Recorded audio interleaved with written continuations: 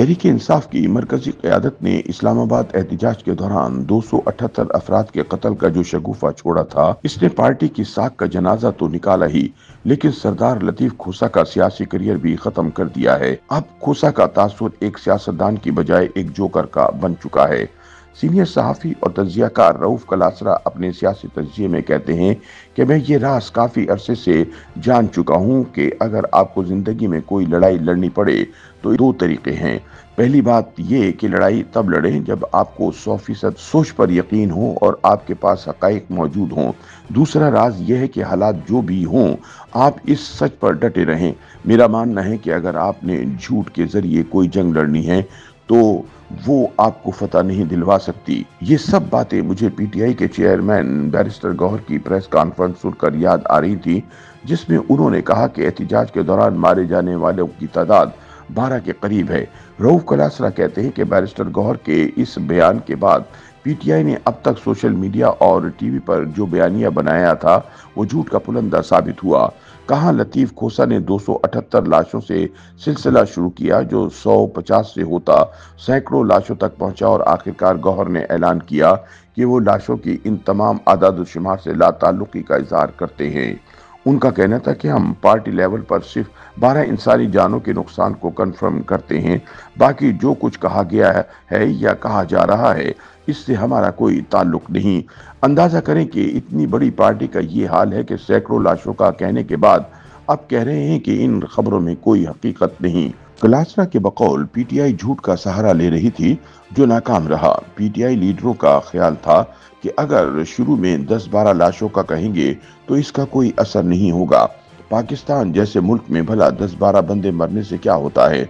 यहाँ दर्जनों के हिसाब से तो लोग सड़कों पर हादसों में मारे जाते हैं। 70-80 हजार बंदा तो दहशतगर्दी में मारा गया। हम अगर 10-12 लोगों की मौत का कहेंगे तो ये बात लोगों के कानों के ऊपर से गुजर जाएगी। लिहाजा मौका बड़ा अच्छा है और हर तरफ भांत भांत की बोलियां बोली जा रही हैं। कोई बड़ा फिगर दे दे, आग भड़क उठेगी। न सिर्फ पाकिस्तान के अंदर हंगामा खड़ा होगा बल्कि पाकिस्तान से बाहर भी बहुत बड़ा रद्द अमल आएगा जिसे संभालना पाकिस्तानी हुकूमत के लिए मुश्किल हो जाएगा।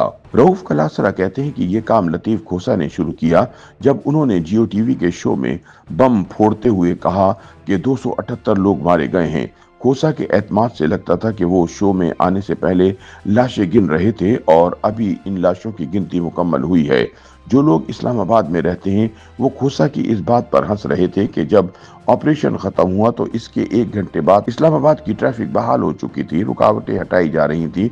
शायद तो खुद खोसा को भी अंदाजा ना होगा कि अगर जिना एवेन्यू और डी चौक पर 278 गोलियों से छलनी लाशें पड़ी हों तो वहां क्या कयामत का आलम होगा, लेकिन वहां तो ट्रैफिक नॉर्मल हो चुकी थी। सवाल यह है कि लतीफ खोसा को ये नंबर किसने दिया जिसे उन्होंने टीवी चैनल पर ब्रेक कर दिया। अब उनका पार्टी चेयरमैन कह रहा है कि ऐसा कुछ भी नहीं हुआ था, लेकिन खोसा गायब है। इनसे पूछना चाहिए कि आपकी पार्टी तो सिर्फ 12 लाशों को मान रही है तो बाकी 266 लाशें कहाँ हैं, क्योंकि आप तो उन लाशों को खुद गिन कर आए थे। अगर आपकी अपनी पार्टी ही आपके दिए गए फिगर्स पर यकीन नहीं करती तो मीडिया या लोग कैसे करेंगे? लतीफ खोसा बहुत पुराने वकील हैं जो बेनजीर भुट्टो शहीद से सदर आसिफ जरदारी तक सबके मुकदमात लड़ चुके हैं। वो इस मुल्क के अटॉर्नी जनरल रह चुके हैं। सबसे बढ़कर वो गवर्नर पंजाब के ओहदे पर फाइज रहे, जो कि बहुत बड़ा एजाज समझा जाता है। लिहाजा सवाल ये है कि क्या इस लेवल के बंदे को ये गैर जिम्मेदाराना बात करनी चाहिए थी? क्या ऐसा बयान देना चाहिए था जिससे मुल्क में आग लग जाती और हंगामे शुरू हो जाते? शायद यही मकसद था कि लोग ये सुनकर घरों से बाहर निकल आएंगे और यूं पीटीआई जो मकसद 24 नवंबर की काल से हासिल ना कर सकी वो इस बयान से पूरा कर लेगी कि एक रात में 278 लोग मारे गए थे। कलासरा कहते हैं कि फर्ज कर लें लतीफ खोसा और बाकी पीटीआई के इन झूठे फिगर्स के बाद हंगामे शुरू हो जाते तो क्या होता? मजीद लोग मरते, घरों दुकानों को जलाया जाता, खून की होली खेली जाती और जब तक पता चलता कि ये फेक न्यूज़ थी उस वक्त तक तबाही हो चुकी होती। हुजूम सब कुछ जलाकर राख कर देता। शुक्र करें आपके 278 लाशों वाले झूठ के बावजूद ये मुल्क, शहर और सबसे बढ़कर आपके अपने घर जलने से बच गए हैं।